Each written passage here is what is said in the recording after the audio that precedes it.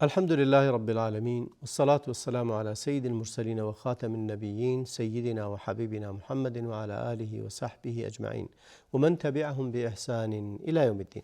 با سلام و درود به خدمت شما بینندگان عزیز، هر جا که هستید براتون بهترین وقت رو آرزو میکنم.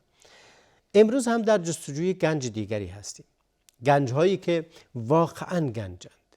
از دست ندهید چقدر اجر و حسنات به این آسانی میتونید به دست بیارید و چگونه به این آسانی میتونید که خودتون رو از بار گناهان هم در دنیا و هم در آخرت نجات بدید. ما همه به دنبال اینیم که یک گنج داشته باشیم، گنجی که بسیار با ارزشتر از اون چیزی که در ظاهر وجود داره. این گنج رو، گنج ماندگاری که امروز درباره اون صحبت میکنیم، دارای پر از ارزش و پر از آثار خوب و فواید خوب هست که ثروت حقیقی انسان همین است. اونایی که در روز قیامت بیان نمیتونن که ببالند به مال و منالشون، چون دیگه مال و منالی وجود نداره. یوم یفر المرء من اخیه و امه و ابیه. در روز قیامت دیگه همه فرار میکنن ازت.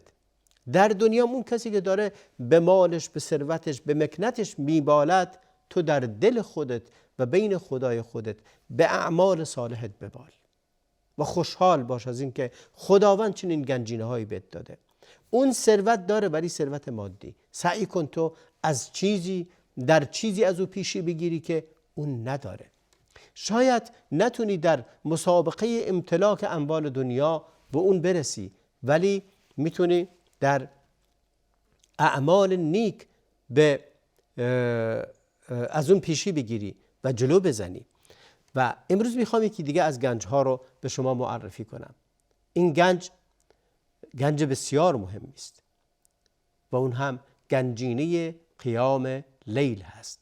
نماز شب بسیار مهمه، یکی از گنجینه های پر ارزش و با ارزش هست.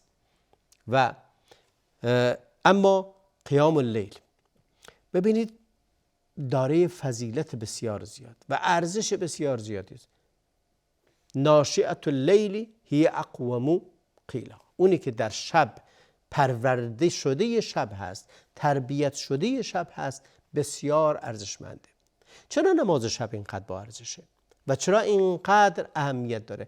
در دل شبها هست که تو میتونی به خیال راحت با خداوند مناجات کنی، میتونی اونی که در دلت هست راز و نیاز کنی، همه غم و غصه های دیگر رو کنار بزن، مشغله های دیگر رو کنار بزن. صبح که شد میری دنبال کسب و کارت، میری دنبال مشغله های زندگی دنیا، ولی شب که میاد با خدای خودت خلوت کن و در شب بشین. خداوند دستور داد قم اللیل الا قلیلا.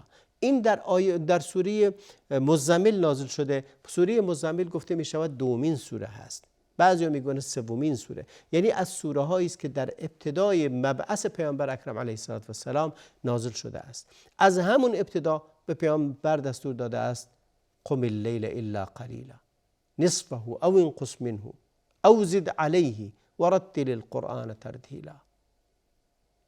یا نصف شب رو یا پاسی از شب رو بیدار شو و قرآن رو ترتیل کن، بخون و به راز و نیاز مشغول باش. و خداوندم در مورد بندگان خاص خودش، اونهایی که اهل تقوا و پارسایی هستند، فرمود و بالاسحار هم یستغفرون. در وقت سحر بیدارن، دارن نماز میخونن. و اما شکی نیست که نماز شب از جمله طاعات بسیار عظیم و بزرگ هست نزد خداوند، بلکه گنجی از گنجینه های عظیمی است که هر کسی اون رو داشته باشه اجر فراوانی رو به دست میاره. در اون لحظه شما ببینید، مثلا شما میرید یک گنجی رو پیدا میکنید که ارزش بسیار فراوانی داره. شما در یک لحظه، در یک شب انقدر برداشت دارید از اجر و ثواب که در وقت دیگری نیست. و در اون لحظه ها خداوند بر آسمان دنیا فرود میاد و میفرماید که هل من داع فاستجیب له و هل من مستغفر فاغفر له. و میفرماید کسی هست که دعا کنه که دعاش رو قبول کنم، کسی هست طلب مغفرت کنه که گناهش رو ببخشم. و ما چقدر محتاجیم این لحظه های پربرکت رو داشته باشیم. گنج عظیمی است و در این شب هست، در نماز شب هست انسان به طمأنینه و آرامش میرسه. اونایی که نماز شب میخونن روزشون بسیار پربرکته، آرامش و سکینتی در روح و روان اونها وجود داره که در دیگران نمیبینی، نوری در چهره اونها وجود داره که در دیگران نمیبینی و به قناعت و رضایتی میرسن که در جای دیگری نیست. با نماز شب انسان اجر فراوانی رو هم به دست بیاره، خیر فراوانی رو هم به دست بیاره که ملائکه گواه میدهند و شاهدند. ببینید یتعاقبون فیکم ملائکتون باللیل و ملائکتون بالنهار، میگه شیفت دارن ملائکه، دسته ای از ملائکه مأمورن در روز همراه شما باشن، دسته ای ملائکه در شب. وقتی که ملائکه شب شیفتشون تموم میشه به آسمان میرن، خداوند میفرماید کیف ادرکتم عبادی یا کیف ترکتم عبادی، میفرماید چگونه بندگان من رو دیدید؟ میگه اتیناهم یصلون و ترکناهم یصلون، اومدیم داشتن نماز میخوندن، رفتیم پیش اونا داشتن نماز میخوندن و رهاشون هم کردیم داشتن نماز میخوندن.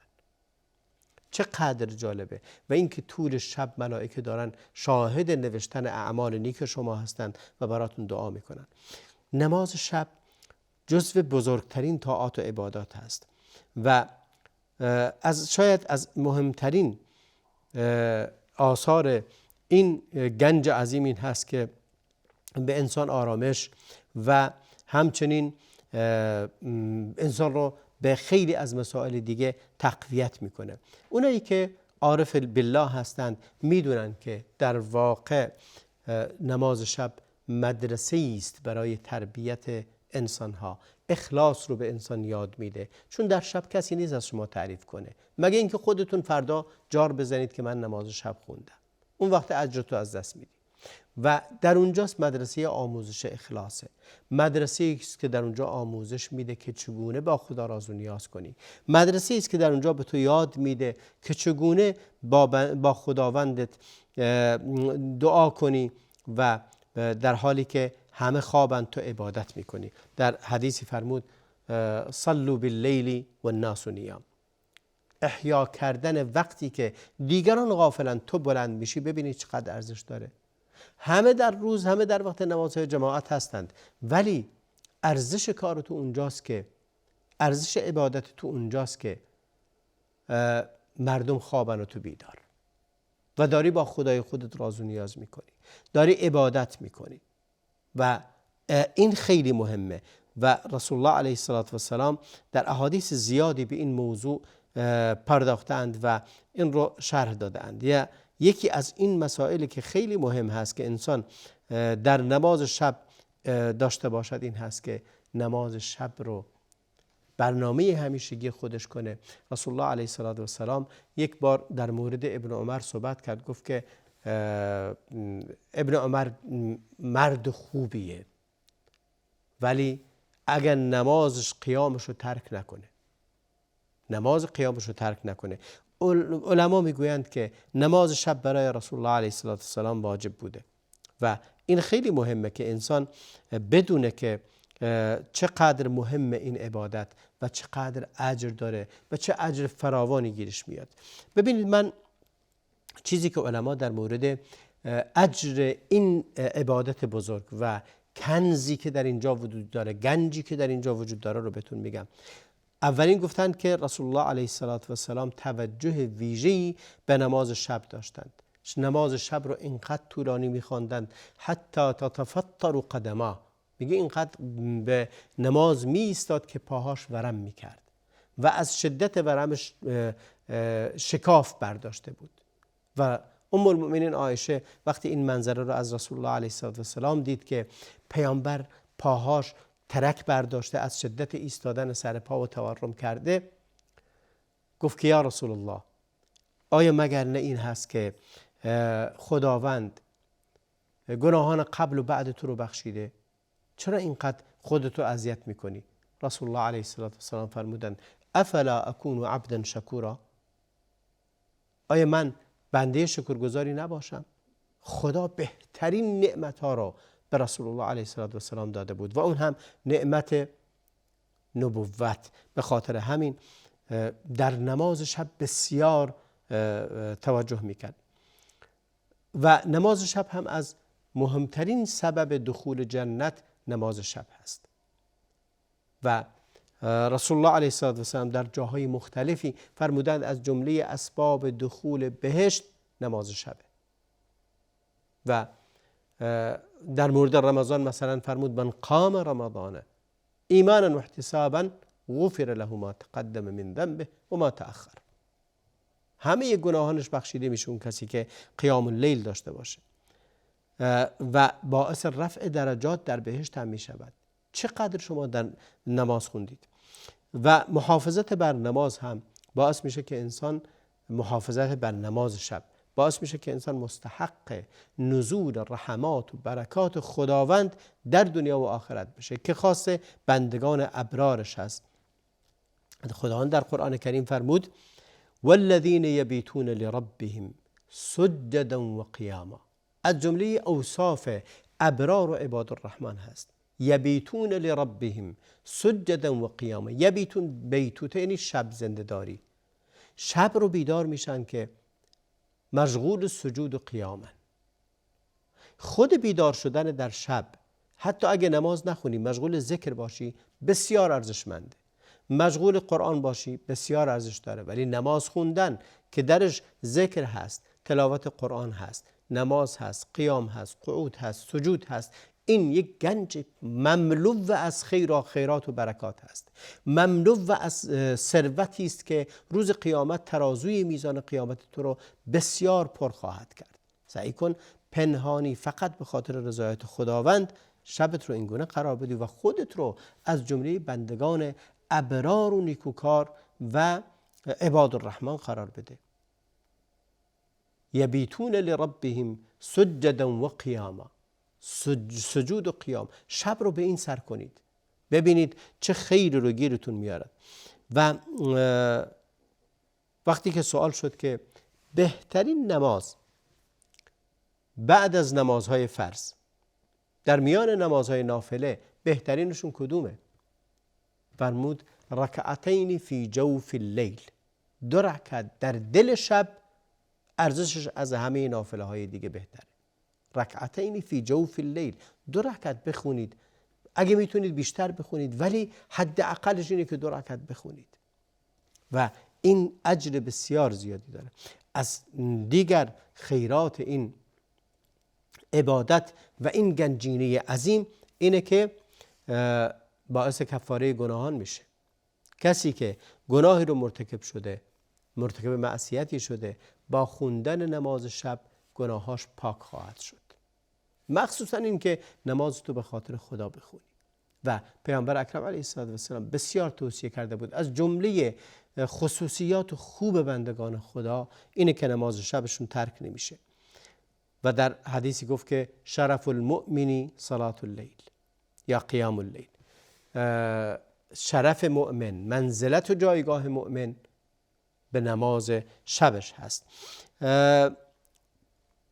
در از جمله چیزی که میفرماد که قیام اللیل یغبط علیه صاحبه لعظیم ثوابه، میگه نماز شب روز قیامت وقتی که میفهمی چقدر اجر داره غبطه میخوری به حال خودت، به حال خودت غبطه میخوری، میگی که ای کاش بیشتر انجام میدادم، چقدر ارزش داره، چقدر ثواب داره. و میفرماید 2 رکعت در دل شب خیر من الدنیا و ما فیها. 2 رکعت فقط از همه دنیا ارزشمندتره و هر چی که در دل این دنیا وجود داره ارزشش بیشتره.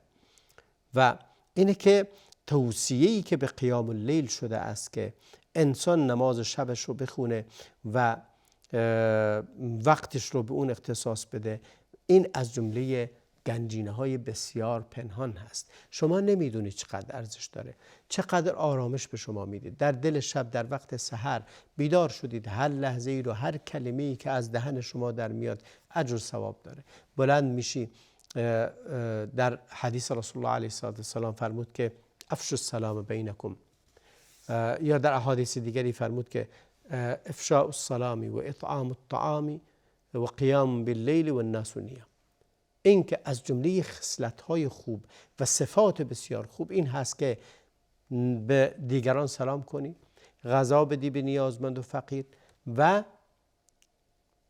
قیام اللیل در حالی که دیگران خوابند و تو نماز بخونی.